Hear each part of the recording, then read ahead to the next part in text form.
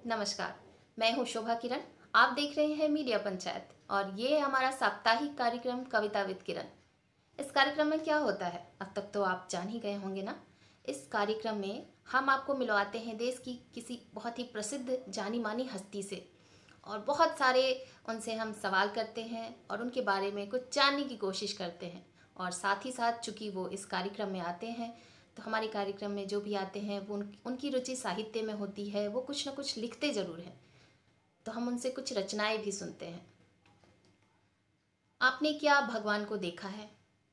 अगर मैं आपसे ये सवाल करूं तो क्या जवाब देंगे आप? शायद हाँ भी कहेंगे या शायद ना भी कहेंगे। ना इसलिए कहेंगे क्योंकि आपने भगवान राम को नहीं देखा, भगवान शंकर को नहीं देखा, भगवान गणेश को नहीं देखा, माँ दुर्गा को नहीं देखा। लेकिन फिर भी हाँ जवाब इसलिए होगा क्योंकि मैं मानती हूँ इस बात को और मुझे लगता है आप सब इस बात से ज़रूर सहमत होंगे कि इस धरती पर अगर कोई भगवान है तो वो डॉक्टर्स हैं। जैसे ही हमारी तबीयत थोड़ी सी भी खराब होती है हम कहाँ भागते हैं? हम सबसे पहले डॉक्टर्स के पास जाते हैं और उनके बस में जितना भी होता है, अगर जान जोखिम में होती है, किसी का एक्सीडेंट हो, चाहे कोई भी बात हो, वो तुरंत अपनी सेवा देते हैं। बड़ी ही निष्ठा और लगन के साथ जान बचाने की कोशिश करते हैं। तो आप ही सोचिए इस धरती का भगवान कौन है? इस धरती के भगवान डॉक्टर्स हैं। और इस कोविड-19 के दिनों में जब सारे मंदिरों में ताले जड़ दिए गए तब वहाँ बोर्ड पर लिखी हुई एक बड़ी ही सुंदर बात आप सबने भी सुनी भी होगी, पढ़ी भी होगी या देखी भी होगी। वो ये थी कि वहाँ पर ये लिखा गया कि अभी भगवान छुट्टी पर हैं और वो अभी सफ़ेद कोट पहनकर लोगों की सेवा कर रहे हैं। तो ये बात कहीं ना कहीं दिल को छू जाती है कि ये जो डॉक्टर्स हैं ये धरती के भगवान होते हैं। और आज हमारे साथ जो स्टूडियो में मौजूद हैं वो भी एक डॉक्टर हैं। तो आइए हम सब मिलकर उनको बड़े ही इज्जत के साथ, बड़े ही सम्मान के साथ इस स्टूडियो में आमंत्रित करते हैं। तो सबसे पहले सर आपका बहुत बहुत स्वागत करती हूँ अपने स्टूडियो में। और दर्शकों मैं आपको बता दूँ कि हमारे साथ जो डॉक्टर मौजूद हैं उनका नाम है आदरणीय चंद्र मोहन भगत जी। सर आपका बहुत बहुत स्वागत है स्टूडियो में। शोभा किरण जी बहुत बहुत नमस्कार। आप तो सर सबसे पहले हमें ये बताइए कि आप बेसिकली कहाँ से हैं? वैसे मैं जितना जानती हूँ आपके बारे में तो आप काफ़ी सालों से दिल्ली में हैं, लेकिन फिर भी ये जानना ज़रूर चाहेंगे हम सब कि आप बेसिकली कहाँ से हैं, कहाँ जन्म कर्म हुआ और फिर दिल्ली में कितने साल हो गए। कुछ अपनी पढ़ाई के बारे में, कुछ एजुकेशन के बारे में भी हमें बताइए। और साथ ही साथ एक और बात हमें बताइएगा कि आप डॉक्टर हैं तो क्या बचपन से सोच रखा था कि आपको डॉक्टर ही बनना है या कोई और बात थी? जो भी बात थी या है जो है आप वो हमारे साथ साझा कीजिए।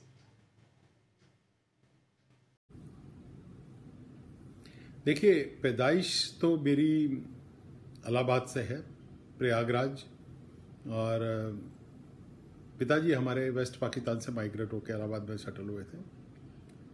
63 के आसपास हम लोग दिल्ली शिफ्ट हो गए थे और उसके बाद दिल्ली के स्कूल्स में मेरी पढ़ाई हुई है। 55 में पैदा हुआ था मैं, तो अब लगभग 65 का हो रहा हूँ उस हिसाब से।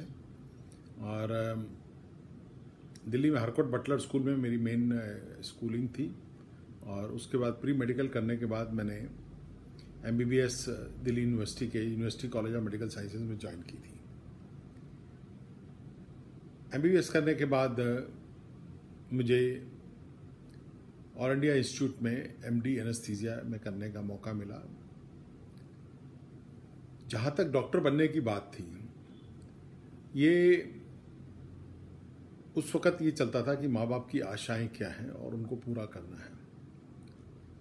शौक़ हमारा कुछ इंजीनियरिंग की तरफ था या चीज़ों को समझने में था, लेकिन माँ बाप की आशा थी और हमने एग्ज़ाम दिया प्री मेडिकल का और उसमें हमारी दिल्ली में एडमिशन हो गई।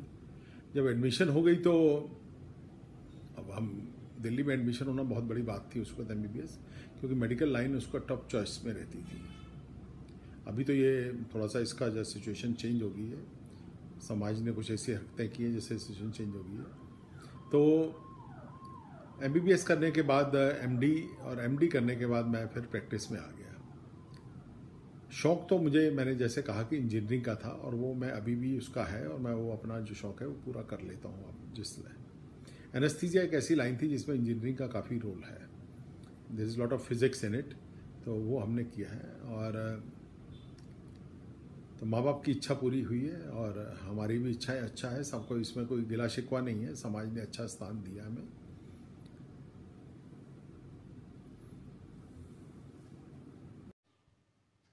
तो दर्शकों, वैसे सर तो बेसिकली इलाहाबाद से हैं, लेकिन 1963 से वो दिल्ली में है। स्कूलिंग वगैरह यहीं पे हुई है, पढ़ाई लिखाई जो भी हुआ वो यहीं से हुई।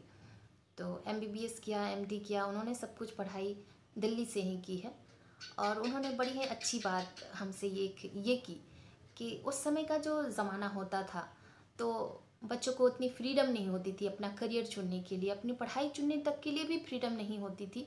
उस समय वो वही करते थे या अपने माँ बाप का सपना पूरा करते थे। अगर माता पिता चाहते थे कि बच्चा डॉक्टर बने तो बच्चे ज़रूर था कि वो डॉक्टरी की पढ़ाई करते थे, या इंजीनियर बने तो वो इंजीनियरिंग में जाते थे।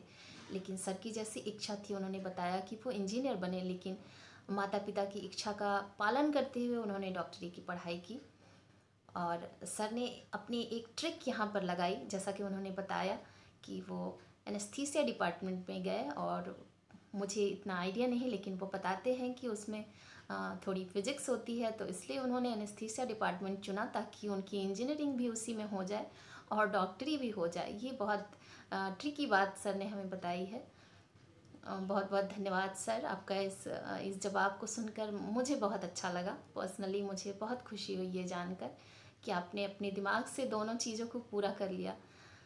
अब सर हमें अपनी फैमिली के बारे में थोड़ा बहुत बताइए। और मैंने सुना, ऐसा मुझे पता चला है कि आपकी कुछ शर्तें थी शादी को लेकर के, तो वो शर्तें क्या थी, क्यों थी?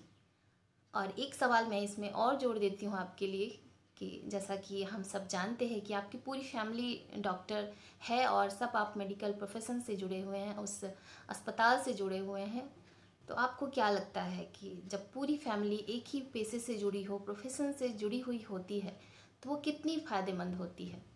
आपकी जो राय है या सोच है इस बारे में, वो हमें बताइए।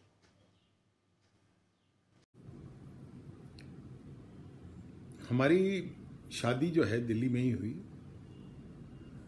मैडम हमारी गायनी में हैं, और परिवार में 2 बेटे हैं और 2 बहुएं हैं और 1 पोता है। हाँ, ये एक चांस की बात है कि सारे के सारे लोग मेडिकल से जुड़े हुए हैं। एक बेटा जो बड़ा वाला है उसने मेडिसिन तो नहीं की हुई, पर उसने मैनेजमेंट में ट्रेनिंग ली है कि हॉस्पिटल एडमिनिस्ट्रेशन में। तो इस तरह सारे के सारे लोग इस हॉस्पिटल से जुड़े हुए हैं।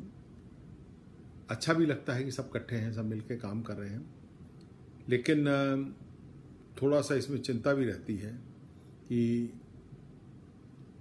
गवर्नमेंट क्योंकि इसको समझ नहीं पाई है कि हेल्थ को सर्विसेज को कैसे प्रोवाइड करना है, तो कुछ ना कुछ उल्टे सीधे फरमान जारी करते रहते हैं। और कई बार डर भी लगता है कि सारे के सारे हम जैसे ना एक ही थैली में हैं सब, और कहीं कल को कुछ बात हो जाएगी तो बड़ा मुश्किल हो जाएगा।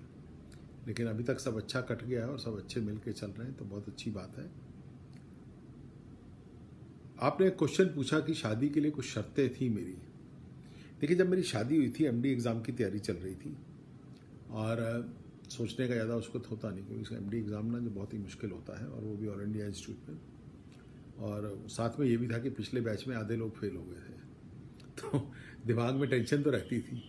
और उस टेंशन को बीच में माँ बाप ने पता नहीं कहाँ से शादी की शुरू कर दिया किस्सा, और पूछा। तो उन दिनों क्या अभी भी हम थोड़ा सा एक लाइफ को ना थोड़ा सा एक प्रैक्टिकल उसमें वे में लेना चाहते हैं। तो हमने शर्त ये रखी थी कि हम दहेज नहीं लेंगे और बारात में ज़्यादा लोग भी नहीं जाएंगे। ये 2 बातें थी। को बहुत मुश्किल नहीं था समझाना। हाँ, थोड़ी दादी हमारी परेशान कर रही थी और बाद में मान गई, क्योंकि ये जो दहेज लेना है ये हमें बिल्कुल पसंद नहीं। और अपने बच्चों की शादी में भी हमने इस बात को बहुत ही अवॉइड कराया। कि किसी भी तरह दहेज नहीं लेना है। जो छोटा मोटा गहना गुना डालना है ये वो, बाकी एक होता है ना कि घर में फर्नीचर आ रहा है, ये आ रहा है, वैसे तो ऐसा कुछ नहीं लेना है। और ये बिल्कुल मना है कि हमारे घर में हम सबको, बच्चों को खुद भी ट्रेनिंग यही ली कि ज़िंदगी में जो बनाएंगे खुद बनाएंगे, किसी का दिया क्यों लें, इतने अपाहिज तो नहीं है। हाँ, ये एक इम्पॉर्टेंट चीज़ है कि हम बना भी पाए हैं और उसके लिए हमने मेहनत की है, कोशिश की है।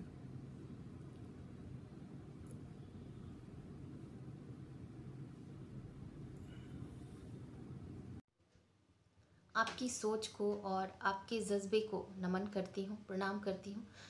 सर ने हमें बताया कि उनकी जो शर्तें थी वो ये थी कि वो दहेज नहीं लेंगे और वही ज़्यादा भीड़ भाड़ इकट्ठी ना हो। आपकी सोच बहुत ही अच्छी है और आज भी आप उसी सोच पर, उसी राह पर चल रहे हैं। आपने बिल्कुल सही कहा, ये जो दहेज है ये लोगों को, समाज को अपाहिज बना देता है कहीं ना कहीं। और सर, अब मैं आपसे ये जानना चाहूँगी कि जैसे आम लोगों में ये धारणा है कि स्वास्थ्य का व्यापारीकरण हो गया है, बाजारीकरण हो गया है, तो आपको क्या लगता है, क्या ये सही है या गलत है? क्या सोचते हैं आप इस बारे में?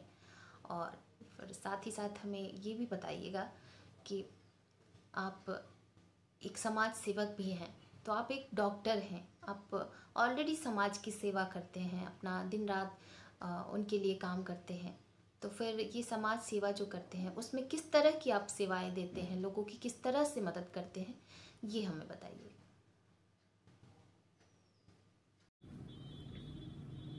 आपके सवाल के दो हिस्से हैं। मैं पहले सवाल का जवाब पहले दूंगा। स्वास्थ्य का व्यापारीकरण या यूं कहूं बाजारीकरण हो गया है, ये स्टेटमेंट एक निहायती, मैं कहूँगा, गलत स्टेटमेंट है और ऐसा नहीं हुआ है। ये गवर्नमेंट की मिसमैनेजमेंट है, समाज की मिसमैनेजमेंट है। हेल्थ केयर जब देश आज़ाद हुआ था तो गवर्नमेंट की जिम्मेदारी थी और कुछ चैरिटेबल संस्थाएं थी, प्राइवेट सेक्टर इसमें नहीं था। टेक्नोलॉजी आती रही, सर्विसेज इंप्रूव करती रही, बाहर के लोग भी यहाँ पे वापस आके बसे, कुछ नामी ग्रामीण लोग थे और हिंदुस्तान की हेल्थ व्यवस्था आगे बढ़ने लगी। गवर्नमेंट ने इन्वेस्ट करने से मना कर दिया कि उनको लगा कि हम क्यों करें, और लोग आएंगे वो करेंगे, हमारे पास और बड़े इश्यूज हैं। तो उसमें हेल्थ में आपको मालूम ही है कि जीडीपी का हम लोग 2% से भी कम इन्वेस्ट करती है गवर्नमेंट। तो लोगों ने इन्वेस्टमेंट किया और उसके साथ और भी बड़ी सड़ी बातें जुड़ी, जैसे कि इंश्योरेंस सेक्टर साथ में जुड़ गया, जैसे कि कंज्यूमर एक्ट जुड़ गया। यानी हर चीज़ के, सर्विस के साथ साथ आपको उसकी एक गारंटी का भी एक प्रोपोर्शन रखना पड़ना था। मैंने नहीं कहा था, मेडिकल प्रोफेशन ने नहीं कहा ये बात गवर्नमेंट ने और पब्लिक ने और न्यायिक व्यवस्था ने कहनी शुरू कर दी और करनी शुरू कर दी। अब इसमें क्या हुआ कि हेल्थ में एक इन्वेस्टमेंट आई, टेक्नोलॉजी आई। प्राइवेट सेक्टर में जब टेक्नोलॉजी आती थी तो गवर्नमेंट सेक्टर में वो टेक्नोलॉजी 5 साल 8 साल पीछे चलती थी। ऑब्वियसली लोग हाई एंड सर्विसेज के लिए प्राइवेट सेक्टर में आने लगे, चाहते थे, इलाज की बात है, जो भी चाहता है अच्छा इलाज कराए। और जिस चीज़ में जब पैसा किसी ने इन्वेस्ट किया है तो उसका रिटर्न भी मिलना है और उसकी ग्रोथ भी होनी है। ये तो कभी नहीं कहा गया था कि आप पैसा नहीं लेंगे और आप इन्वेस्ट करेंगे। किसी व्यापार में या किसी बिजनेस में होता है तो व्यापारीकरण शब्द आपने इस्तेमाल किया, चुबा दिल को। और ये नहीं कि आपने कहा है, और भी बहुत लोग करते हैं। इसकी जिम्मेदारी गवर्नमेंट पे है कि रिटर्न्स। अब जहाँ तक आप चार्जेस की बात करते हैं, जो कोई सडनली कोई भी शोर मचाता है, जब भी पैसा देना पड़ता है तो चिल्लाने लग जाते हैं और अखबारें भी छाप देती हैं और ये एक बड़ा सेंसिटिव सा मुद्दा बन जाता है। मैं आपको गवर्नमेंट के ही डाटा से उठा के बताता हूँ कि हिंदुस्तान में इलाज कराना और अमेरिका में इलाज कराने में लगभग 15 से 20 गुना रेट का फर्क है। 15 से 20 गुना रेट का फर्क है। हिंदुस्तान में इलाज कराना कम है, सस्ता है, और इसीलिए मेडिकल टूरिज्म भी हिंदुस्तान में शुरू हो गया है। अब जैसे मैंने आपको 2 फैक्टर गिनाए कि कंज्यूमर प्रोटेक्शन एक्ट और मेडिकल इंश्योरेंस, और लोगों की ये इच्छा कि अच्छे से अच्छा इलाज हो, टेक्नोलॉजी भी अच्छी हो और अच्छी से अच्छी फैसिलिटीज़ हो, वही लोग जाते हैं 7 स्टार हॉस्पिटल्स में। फोर्टिस गुड़गांव में चले गए और फिर शिकायत भी करते हैं कि बिल लगा। भाई आप 7 स्टार हॉस्पिटल में जाकर रोटी खाओगे तो 5 रुपये की रोटी तो नहीं मिलेगी आपको। व्यापारीकरण की बात नहीं करिए। और इस पेंडेमिक टाइम में मैं ये कहूँगा कि गवर्नमेंट ने हेल्थ सर्विसेज को बर्बाद कर दिया है, क्योंकि ट्रीटमेंट क्या है ये डॉक्टर डिसाइड नहीं कर रहे हैं, पॉलिसीज़ क्या है डॉक्टर डिसाइड नहीं कर रहे हैं, हमारे ब्यूरोक्रेट्स, हमारे पॉलिटिशियन और हमारी जुडिशरी डिसाइड कर रही है कि हम क्या चार्ज करेंगे और हम कैसे सर्वाइव करेंगे। क्या कोई ये बता सकता है कि कोविड के टाइम पे हमारे स्टाफ को तनख्वाह नहीं मिलनी चाहिए? गवर्नमेंट के एम्प्लॉयज़ घर में बैठे तनख्वाहें ले रहे हैं और मर जाते हैं, काम करते हैं, घर से काम करो, वर्क फ्रॉम होम, और ये बातें हो रही है। मेरा कोई एम्प्लॉय घर में बैठ के काम नहीं कर सकता, क्योंकि मरीज तो उसको सेवा चाहिए और उसको तनख्वाह भी देनी हमें, और कोविड में उसने एक्स्ट्रा रिस्क भी लिया है। जब एक्स्ट्रा रिस्क लिया तो हमने उसको एक्स्ट्रा इंसेंटिव भी दिए हैं। और ये भी सच है कि बहुत सारे हॉस्पिटल्स खाली पड़े हैं, पिछले 3.5 महीने से हॉस्पिटल खाली पड़े हैं, तो गवर्नमेंट ने उसको ध्यान नहीं दिया उस तरफ।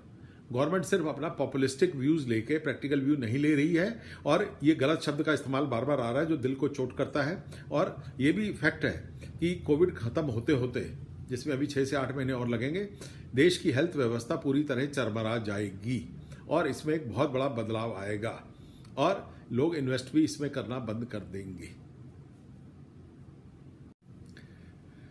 जहाँ तक मेरा समाज में को सेवा का जो लक्ष्य है, वो मेरा संतुष्टि वाली बात है। देश में बीमारी बढ़ रही है लोगों की, क्योंकि लोगों को ज्ञान नहीं है। ये ज्ञान देना मेरा काम नहीं था, गवर्नमेंट का काम था। लोगों को प्रिवेंटिव हेल्थ केयर के बारे में चिंता ही नहीं है। बीमार होंगे तो हॉस्पिटल जाएंगे, उसमें जब लाखों का बिल होगा उसमें हम शोरूम जाएंगे। हम लोगों ने प्रिवेंटिव हेल्थ कैंप किए, पिछले 3 साल में हम लोगों ने करीब 1500 कैंप किए, जिसमें हमने 1 लाख से ऊपर लोगों का जांच किए फ्री में, क्योंकि बहुत सारे लोगों को यही नहीं पता कि उनको डायबिटीज़ है, बहुत सारे लोगों को ये नहीं पता कि उनको बीपी हाई है, बहुत सारे लोगों को ये भी नहीं पता कि उनके ईसीजी में चेंजेस आ रहे हैं। तो ये सब 3 चीज़ें जो थी हमने लगातार चेक की। ऑलमोस्ट डेली बेसिस पे चेक कैंप हुए। 3 साल में 1500 कैंप, तो आप सोच सकते हो कि दिन में 2-2 भी हुए, 3-3 भी हुए। समाज की संस्थाओं, रेजिडेंट वेलफेयर एसोसिएशंस, मंदिर, गुरुद्वारे, इन सब के साथ मिल के हमने कैंप्स किए और उन लोगों को टारगेट किया जो लोग हॉस्पिटल नहीं जा सकते हैं, यानी गरीब तबका, लो मिडिल इनकम ग्रुप को टारगेट किया। और उनको ऑब्वियसली पर्पज़ यही था कि जब किसी को डायबिटीज़ है तो उसको पता हो तो उसका इलाज कराएगा, इलाज कराएगा तो आईसीयू में भर्ती नहीं होगा। तो ये एक तरीका था समाज की सेवा करने का। दूसरा, हमने समाज में और भी बहुत सारी चीज़ें थी।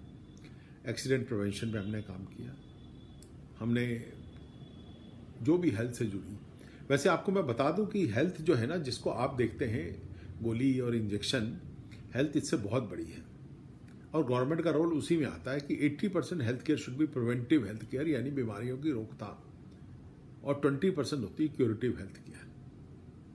तो गवर्नमेंट को 80% पे भी ध्यान नहीं दे रही है और 20% पे तो बिल्कुल ही नहीं दे रही है, क्योंकि private sector preventive health care में तो सिर्फ पैकेजेस लेके आता है, और जो दूसरा जो है प्रिवेंटिव हेल्थ, वो गवर्नमेंट का काम है। बीमारियों की रोकथाम, मलेरिया उन्मूलन, जिसके नाम पे करोड़ों रुपए का गबन हो गया।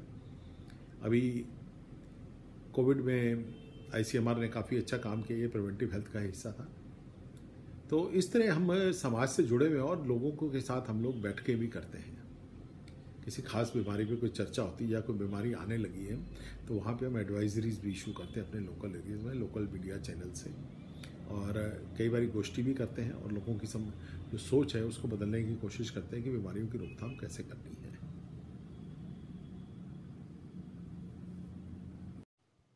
आपने बिल्कुल सही कहा सर।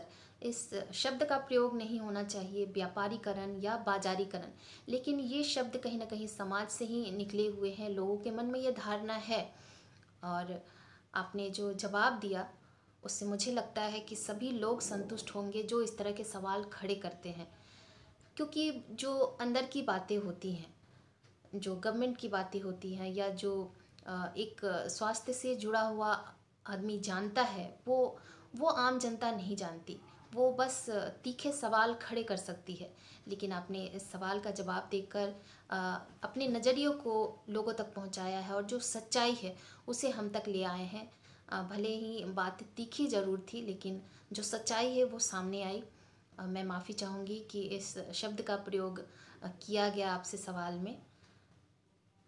और सर ने जैसा कहा वो समाज सेवा के रूप में वो कैंप लगाते हैं और 1 लाख लोगों का अब तक ब्लड शुगर, ब्लड प्रेशर वगैरह उन्होंने फ्री चेकअप करवाया है, ताकि लोग जान सके जिन्हें पता ही नहीं, गरीबों को जैसे उन्हें पता ही नहीं होता कि उन्हें ब्लड प्रेशर है या शुगर है, ताकि वो एक जानने के बाद अपना इलाज करा सके, एक अच्छी ज़िंदगी जी सके।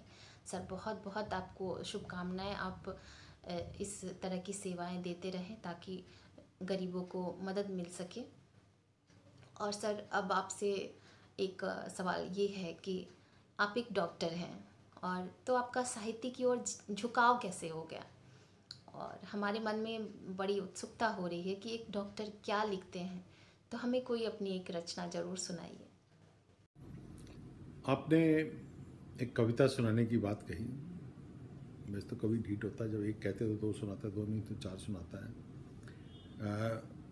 हमारी कविताएं अक्सर पारस्परिक संबंधों पे भी रही हैं, और उसमें हमारा जब पुस्तक का विमोचन हो रहा था तो किसी ने हमारी मैडम को कुछ कह दिया कि इन्होंने ज़्यादातर कविताएं आप पे लिखी हैं। अब आप सोच सकते हो हमारा क्या हाल होना था। उसके बाद हमें एक्सप्लेनेशन देनी पड़ी, तो हमने फिर उन्हीं के ऊपर एक बड़ी प्यारी सी कविता लिखी, लंबी थी पर वो नहीं सुनाऊंगा क्योंकि लंबी है काफ़ी, कि एक तुम ही तो हो हमारी ज़िंदगी में जो इतनी नज़दीक है जिसको हम समझ सकें। आज मैं एक कविता और सुना रहा हूँ जो मैंने अभी परसों ही बैठा था मैं अपने फार्म हाउस पे और चांद को देख रहा था। आसमान साफ था, कुछ गिनती के तारे आसपास थे। वैसे फार्म हाउस पे तारे बहुत दिखते हैं, थोड़ी सी बदली थी, थोड़े से कम दिख रहे थे। तो उसी चांद पे लिखी है। आमतौर से जो कवि चांद पे लिखता है तो चांद और प्रेम की बातें करता है, पर हमारी कविता थोड़ी सी अलग दिशा में चली गई है। पेश करता हूँ, आशा है आपको भी पसंद आएगी और लोगों को पसंद आएगी। इधर मैं अकेला हूं, उधर वो चांद अकेला है। दुनिया बहुत बड़ी है, आसमान भी बहुत बड़ा है। इधर मैं अकेला हूं, उधर वो चांद अकेला है। फार्म हाउस में मैं अकेला ही था उस दिन। तो इधर मैं अकेला हूं, उधर वो चांद अकेला है। दुनिया बहुत बड़ी है पर आसमान तो और भी बड़ा है। इधर मैं भी अकेला हूं, उधर वो भी अकेला है। लोग भी बहुत है इस जहां में, तारे भी बहुत है आसमान में। लोग भी बहुत है इस जहां में, तारे भी बहुत है इस आसमान में। पर ये जरूरी तो नहीं कि वो सब साथी हैं। पर ये जरूरी तो नहीं कि वो सब साथी हैं। उनका भी वजूद है, उनका भी अपना स्थान है। उनका भी वजूद है, उनका भी अपना स्थान है। सब अपनी जगह हैं, सब अपनी जगह हैं, हम भी अपनी जगह हैं। चांद भी साथी की तलाश में है शायद। तारे तो बहुत हैं और उनका भी वजूद है। सब बहुत दूर हैं, सब अपनी जगह हैं। सब बहुत दूर हैं, सब अपनी जगह हैं। हम भी कुछ ऐसे ही हैं, साथी तो बहुत हैं पर सब बहुत दूर हैं। हाँ, कभी कभी घूमते पास आ जाते हैं। हाँ, कभी कभी घूमते पास आ जाते हैं। चांद सितारे भी ऐसे ही होता है, और फिर दूर चले जाते हैं। हाँ, कभी कुछ साया सा भी पड़ जाता है। उधर वो चांद अकेला है, इधर हम भी अकेले हैं। आसमान तो में भीड़ तो बहुत है तारों की। आसमान में भीड़ तो बहुत है तारों की। हाँ, और इस जहां में भी भीड़ बहुत है लोगों की। पर ना तो उस चांद का कोई साथी है, ना हमारा कोई साथी है। जहां चल रहा है, जहां चल रहा है, ऊपर वाला चांद भी चल रहा है, नीचे हम भी चल रहे हैं। सच तो यह है, सभी तो अकेले हैं। अकेले ही तो आए थे, अकेले ही तो जाएंगे। बात बस वक्त की है, बात तो अभी की है। उधर वो चांद अकेला है, इधर हम भी अकेले। तो ये एक कविता थी। इसको हम बहुत भावनाओं से नहीं जोड़िए, पर सच्चाई यही है। एक तुम ही तो हो मेरी ज़िंदगी में। सर आपकी ये एक लाइन ही इतनी इंटरेस्टिंग है कि इसको पूरा सुनने की इच्छा बहुत हो रही है मन में। लेकिन ये भी सही है कि लंबी कविता है और समय का अभाव है। तो मैं ये चाहूँगी कि अगली बार जब आप स्टूडियो में आए तो ये रचना हमें ज़रूर सुनाइएगा। और आपने जो अपनी अगली रचना हमें सुनाई चाँद के बारे में, उस आसमान में चाँद अकेला है, यहाँ पर धरती पर आप अकेले हैं, वहाँ पर तारों की भीड़ है, यहाँ लोगों की भीड़ है। बहुत ही अच्छी रचना। बहुत बहुत धन्यवाद सर आपको। और एक अब मैं महत्वपूर्ण सवाल आपसे करना चाहूँगी, और मुझे लगता है कि इसका सबसे सटीक उत्तर एक डॉक्टर ही दे सकते हैं, इसलिए मैं आपसे ये सवाल कर रही हूँ। जैसा कि आप देख ही रहे हैं, आजकल जो ये आत्महत्या, सुसाइड की घटनाएं हैं, आए दिन देखने को मिल रही हैं, और ज़्यादातर इसमें युवा वर्ग जो है वो इसकी चपेट में आ गए हैं। तो इसके बारे में आपका क्या कहना है, और साथ ही आपको क्या लगता है कि ये जो कोविड-19 है, क्या इन आत्महत्या या सुसाइड्स के पीछे इसका भी हाथ है? तो जो भी बातें हैं वो हमें बताइए।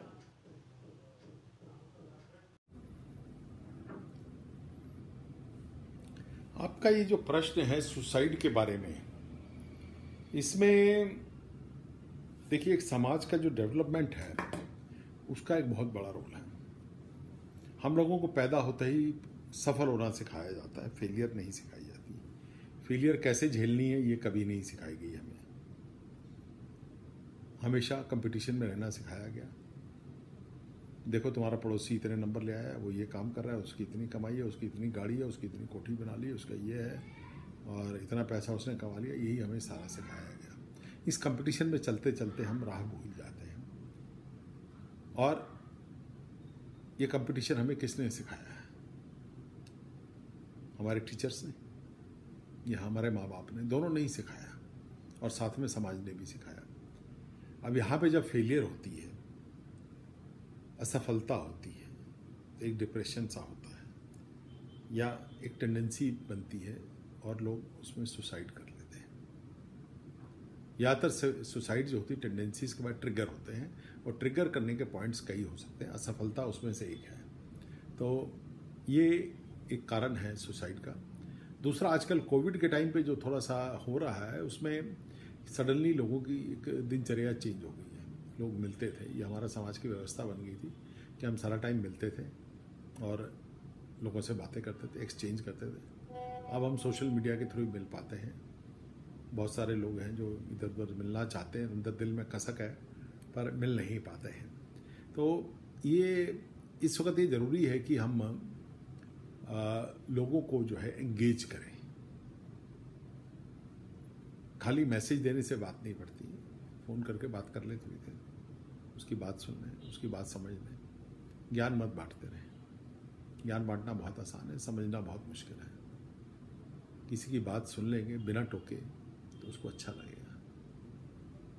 फिर आप में अगर काबिलियत है उसको सलाह देने की तो दीजिए, पर बेवजह उसको टोकिए नहीं। ये जो पुअर कम्युनिकेशन है, लैक ऑफ कम्युनिकेशन है, और lack of understanding by partners in the life. Partner पति पत्नी भी हो सकते हैं, पार्टनर और भी घर के सदस्य भी हो सकते हैं, और आपके ऑफिस के लोग भी हो सकते हैं। तो इन लोगों को समझना भी ज़रूरी है। और एक जो एक विड्रॉल सा होता है कई बारी, वो हम परिवार के लोग देखना क्यों भूल जाते हैं।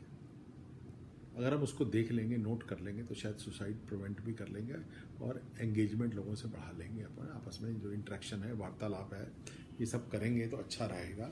और इससे हमारा जो ओवरऑल एक सुसाइड का है वो इंसिडेंस कम हो जाएगा। Better communication is required.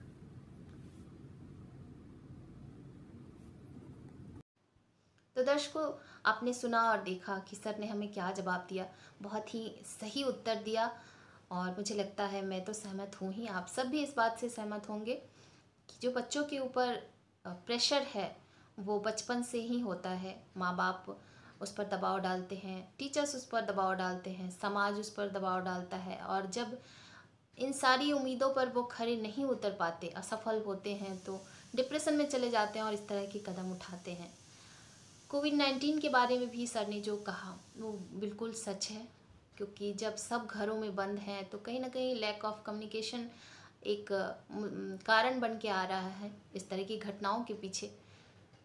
तो कम्युनिकेट करने की कोशिश करें, और ज़्यादा ज्ञान देने की भी ज़रूरत नहीं होती। जैसा कि सर ने कहा, जब आपको लगे कि वो सामने वाला को ज्ञान की ज़रूरत है तभी उसे ज्ञान दे। यूँ ही फ्री में ज्ञान बांटने की भी ज़रूरत नहीं होती। तो बहुत बहुत धन्यवाद सर आपका इस जवाब के लिए। और अब एक छोटा सा आखिरी सवाल मैं आपसे ये करना चाहूँगी कि कविताओं का तो शौक़ आपको है ही, ये सबको पता है, लेकिन इसके अलावा और क्या क्या शौक़ हैं आपके, वो हमें बताइए। और जैसे कि आपने हमें बताया कि आप 65 इयर्स के हैं, लेकिन काफ़ी फिट हैं और देख के भी बिल्कुल नहीं लगते कि 65 के हैं। तो आपकी जो ये फिटनेस है, उस फिटनेस का हमें राज बताइए, हमारे दर्शकों के साथ साझा कीजिए, ताकि उस टिप से बाकी सब भी फिट रह सके और थोड़ा फ़ायदा मैं भी उठा लूँ। तो अपनी फिटनेस का राज हमें बताइए।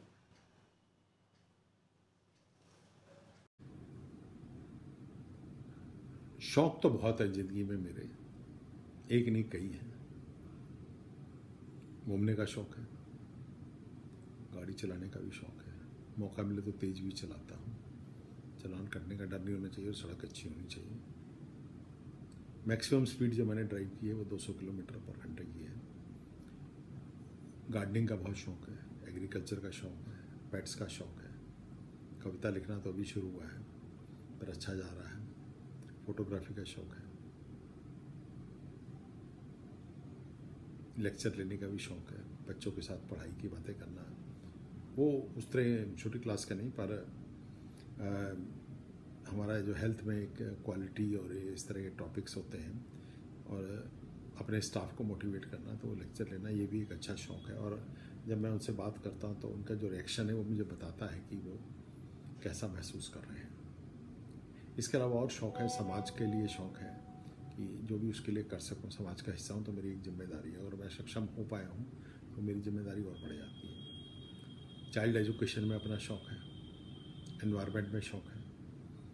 एनवायरनमेंट में 2 कविताएं भी लिखी हुई हैं मैंने, पोल्यूशन का जिन,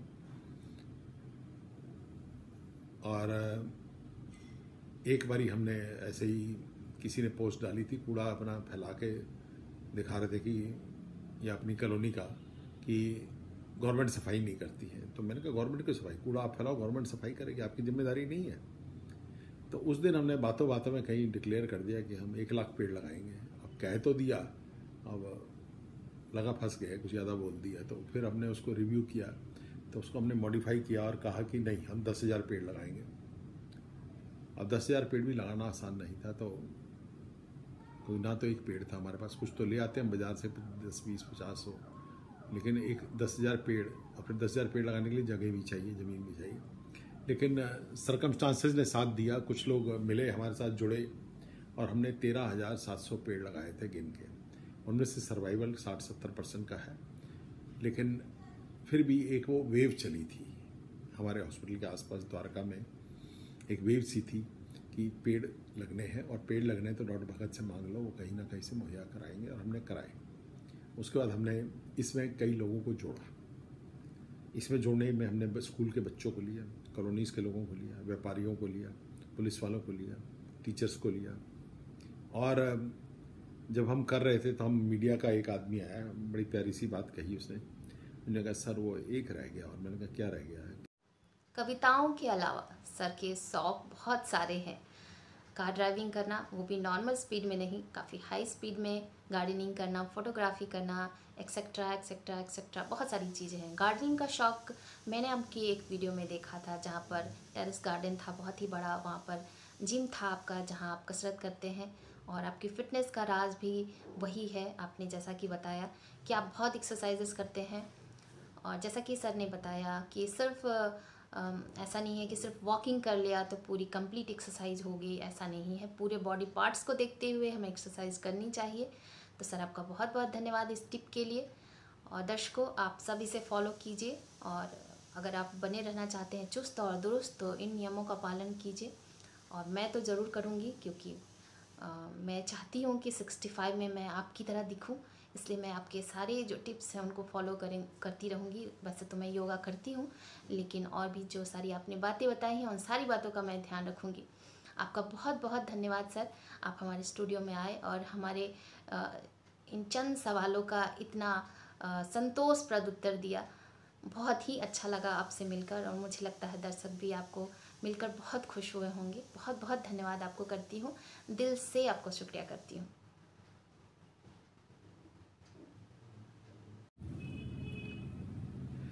आपसे बात करके, चर्चा करके मुझे भी बहुत अच्छा लगा। बहुत बहुत धन्यवाद, नमस्कार। फिर कभी मौका मिलेगा तो बात करेंगे। कुछ गलत बात मैंने कह दी हो तो उसके लिए माफ़ी चाहूँगा। बहुत बहुत धन्यवाद, नमस्कार। तो तो दर्शकों, ये थे हमारे डॉक्टर साहब, डॉक्टर चंद्र मोहन भगत जी, जिनके बारे में हमने इतनी सारी बातें जानी। मुझे तो बहुत अच्छा लगा, आप सबको भी बहुत पसंद आया होगा। तो आज का कार्यक्रम यहीं समाप्त होता है। अगले हफ्ते में फिर आऊँगी किसी अन्य जानी मानी प्रसिद्ध हस्ती के साथ, और हम सब मिलकर उनके बारे में जानेंगे, कुछ कविताएं सुनेंगे। तो अगले हफ्ते फिर मिलूंगी कविता विद किरण में। तब तक के लिए मुझे आज्ञा दीजिए। नमस्कार, शुभ रात्रि।